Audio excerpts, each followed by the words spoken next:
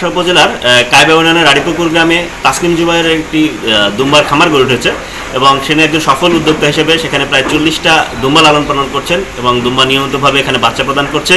আমরা প্রাণী সম্পদ দপ্তরের পক্ষ থেকে এই খামারটি নিয়মিত পরিদর্শন করছি, সেখানে প্রয়োজনীয় পরামর্শ, কৃমিনাশক, ভ্যাকসিন এগুলো প্রদান করা হয়ে থাকে এবং আমি আশা করি যে শাসা উপজেলায় এই দুম্বা চাষের জন্য একটা সম্ভাবনা রয়েছে এবং অন্য অন্য উদ্যোক্তাদেরকেও আমরা সহযোগিতা দেওয়ার জন্য প্রস্তুত আছি এবং তাসলিম জুবাইরের এই খামারের উদ্যোগটাকে আমি সাধুবাদ জানাই এবং তার মঙ্গল কামনা করি। আমার বাড়ির পাশে খামারে আমি এটা দেখেছি, আমার অমুকের ভাইয়ের খামার, তাই আমিও চেষ্টা করব দুম্বা পোষার।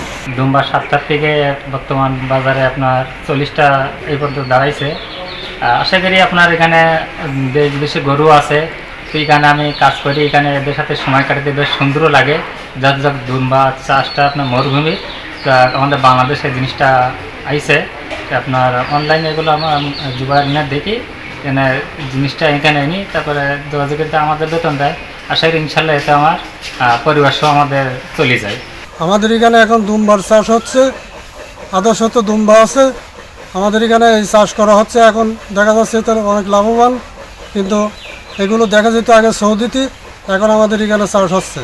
ইউটিউবে ভিডিও দেখে আমি প্রথমে দুম্বা চাষ করার অনুপ্রাণিত হই, যার ফলে আমি প্রথমে 7টাই দুম্বা কিনছিলাম, যার বাজার মূল্য ছিল 12 লক্ষ টাকা এবং এই 2 বছরের ব্যবধানে আমার খামারে 40টির অধিক দুম্বা আছে, যার বর্তমান বাজার মূল্য 60 থেকে 70 লক্ষ টাকা এবং সামনে কুরবানির ঈদ আছে।